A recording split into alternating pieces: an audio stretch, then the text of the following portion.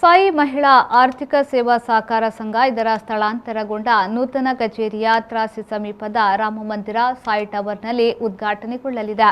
April 21ರಂದು ಬೆಳಗ್ಗೆ 10:30ಕ್ಕೆ ತ್ರಾಸಿಯ Christ king ಚರ್ಚಿನ millennium ಹಾಲ್ನಲ್ಲಿ ಕಾರ್ಯಕ್ರಮ ನಡೆಯಲಿದೆ.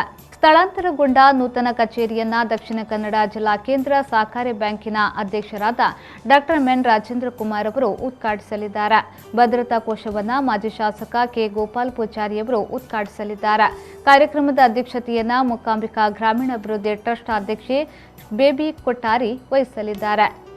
ಕ್ರಿಸ್ಟ್ ಕಿಂಗ್ ಚರ್ಚಿನ ಧರ್ಮಗುರುಗಳಾದ ಫಾದರ್ ರೊಸಾರಿಯೋ ಫರ್ನಾಂಡಿಸ್, ಉಡುಪಿ ಜಿಲ್ಲಾ ಸಹಕಾರಿ ಯೂನಿಯನ್ ಅಧ್ಯಕ್ಷರಾದ ಜಯಕರ್ ಶೆಟ್ಟೇಂದ್ರಾಳಿ, ಉಡುಪಿ ಜಿಲ್ಲಾ ಪಂಚಾಯತ್ ಮಾಜಿ ಅಧ್ಯಕ್ಷ ಎಸ್ ರಾಜು ಪೂಜಾರಿ, ದಕ್ಷಿಣ ಕನ್ನಡ ಜಿಲ್ಲಾ ಕೇಂದ್ರ ಸಹಕಾರಿ ಬ್ಯಾಂಕ್ನ ನಿರ್ದೇಶಕರಾದ ಮಹೇಶ್ ಹೆಗ್ಡೆ, ಸಹಕಾರ ಸಂಘಗಳ ಉಪನಿಬಂಧಕರಾದ ಪ್ರವೀಣ್ ನಾಯಕ್ ಗೌರವ ಉಪಸ್ಥಿತಿಯಲ್ಲಿ ಭಾಗವಹಿಸಲಿದ್ದಾರೆ. ಮಾಜಿ ಜಿಲ್ಲಾ ಪಂಚಾಯತ್ ಸದಸ್ಯ ಎಸ್ ಮದನ್ ಕುಮಾರ್ ಅವರು ಶುಭಾಂಶನೆಗೆಯಲಿದ್ದಾರೆ.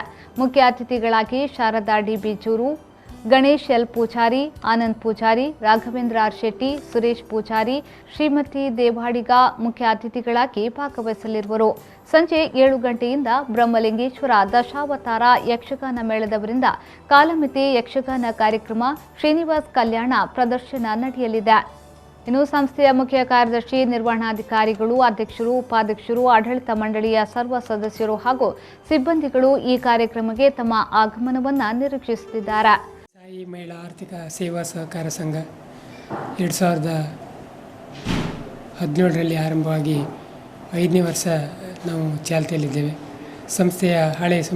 ಸಂಸ್ಥೆಯನ್ನು ಹಳೆ ಕಟ್ಟಡದಲ್ಲಿ ಅಗ್ರಿಮೆಂಟ್ ಮುಗಿದಿರೋದ್ರಿಂದ ಸಂಸ್ಥೆಯನ್ನು ನಾವು ತ್ರಾಸಿಗೆ ಸ್ಥಳಾಂತರ ಮಾಡಿದ್ದೇವೆ. ದಿನಾಂಕ 21/4/22 ಗುರುವಾರ, ಇದೇ ಗುರುವಾರ ನಮ್ಮ ಸಂಸ್ಥೆಯನ್ನು ಡಾಕ್ಟರ್ ಎನ್ ರಾಜೇಂದ್ರ ಕುಮಾರ್ ಅವರ ಕೈ ಮೂಲಕ ಉದ್ಘಾಟನೆ ಮಾಡ್ತಾ ಇದ್ದೇವೆ. ಆ ದಿವಸ ಕೆ ಗೋಪಾಲ್ ಪೂಜಾರಿ ಅವರು ಉಪಸ್ಥಿತರಿದ್ದು ಭದ್ರತಾ ಕೋಶವನ್ನು ಉದ್ಘಾಟನೆ ಮಾಡಲಿಕ್ಕಿದ್ದಾರೆ.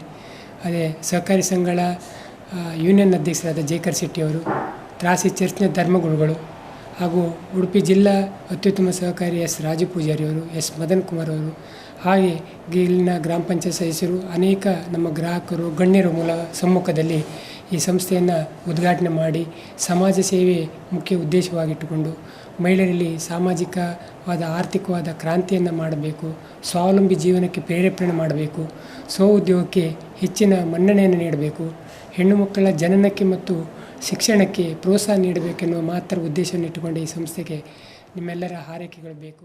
ರವಿರಾಜ್, ವಿ4 ನ್ಯೂಸ್, ಪೈಂತೂರು.